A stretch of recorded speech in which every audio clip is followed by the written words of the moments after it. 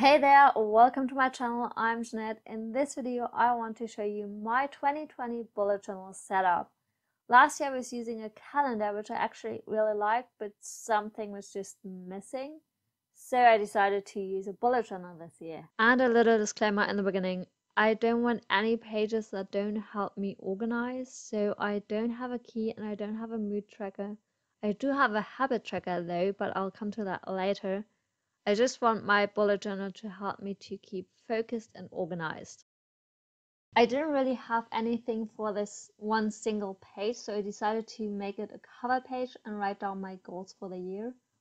I added this watercolor, although my first idea was to use a golden ink and a dip pen, but I thought this color fitted better to the notebook. And I also wrote down the word goals with the watercolor, which is kind of tricky to do in such a small size with a water brush pen or brush in general. Would have been easier with the dip pen probably, but the easiest solution would be to use a small brush pen, but I prefer this metallic look.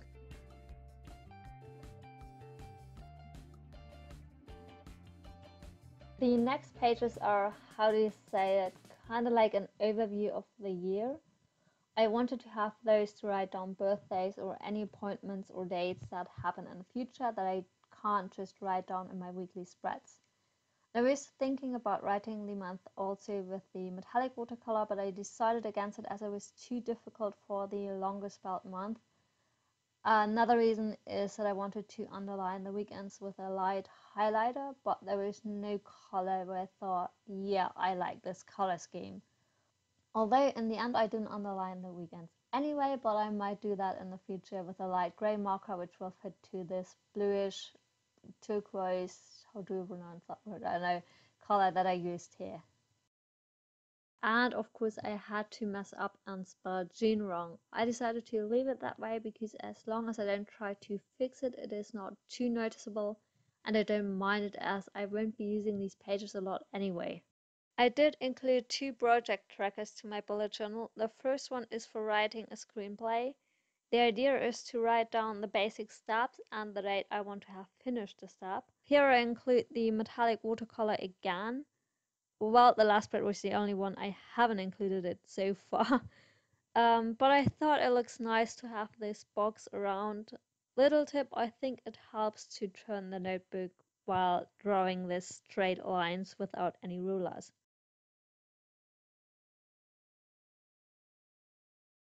My second project tracker is a Christmas video tracker, and if you're wondering why I'm thinking about making a Christmas video in the beginning of the year, well, because that's a big project which I assume will take me more than a year. For now, I hope to have finished this video by Christmas 2021, if not 22. I plan to make an animated video and that's why it takes so long, plus it is no priority to me. It's just that I can get back into using Blender more often and to kind of get my old interests back. And now to the January setup. I have two pages for the setup. The first page is for my goals, but I also wanted to include space to write down my highlight of the month and also my favorite movie of the month. I was also thinking to include a movies to watch list to my bullet journal, but I chose my other notebook for that. The simple reason is that the other one has another grid spacing and can fit 25 movie titles in a row, and it didn't really fit in a layout that I liked in this bullet journal, so I wanted to do this in my other notebook again. And again, I added the metallic watercolor.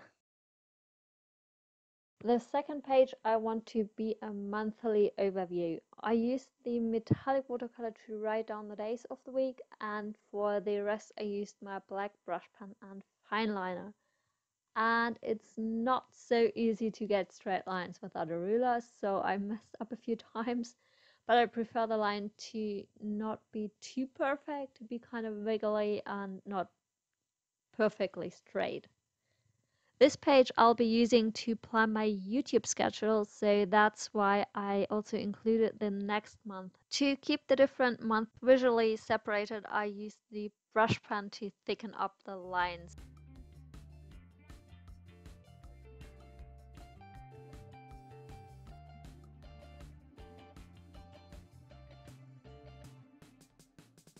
And now to the weekly spread. Originally, I wanted this one to be similar to the one I had in my calendar last year, but it turned out completely different.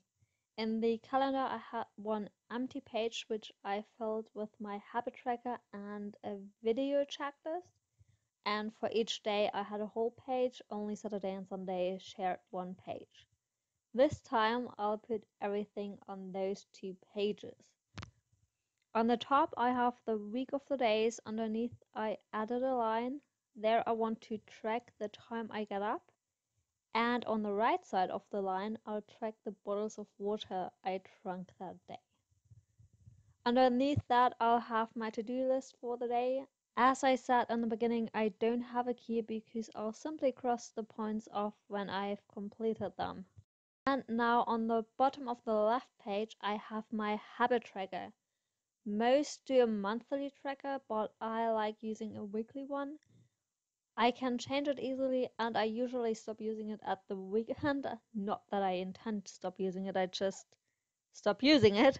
And so I won't stop using it completely because I'll have a new tracker the new week, and it's kind of like a new beginning, and a week is beginning earlier than a new month. On the right side, I have my video tracker, and same here, I don't need a key for that because I know what the letters mean. If you're curious, probably not, but it's plan, film, edit, thumbnail, and upload. I also plan to highlight those steps that I need to get done that week. And that's already it for this video. I hope you enjoyed it, and maybe I'll see you in another video. Bye!